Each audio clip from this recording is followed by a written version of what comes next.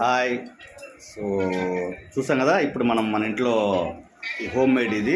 So మన ఇంట్లో మామిడికాయ, దీన్ని ఊరగాయ అంటారు మా ఊర్లో అయితే.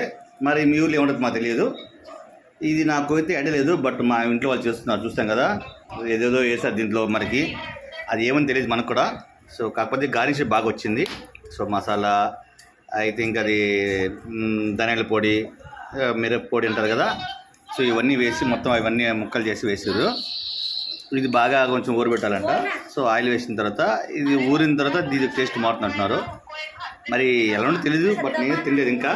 సో చూడాలి ఇది ఊరిన తర్వాత ఎలా ఉంటుంది టేస్ట్. ఇది ట్రై చేద్దాం ఒకసారి. మరి ఇప్పుడు కాదు, ఆఫ్టర్ 24 hours తర్వాత ఇది మొత్తం మారుతుంది అంటున్నారు.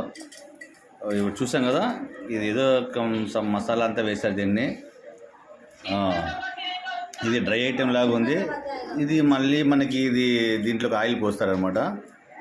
ఆయిల్ పోసినాక అది 1 day తర్వాత మనకి కంప్లీట్గా మనకి మ్యాంగో పికిల్ వస్తుంది. అది తర్వాత మనం రేపు మనకి దీని రిజల్ట్ తెలుస్తుంది అనమాట, ఇది ఎలా ఉంటుంది అనేది.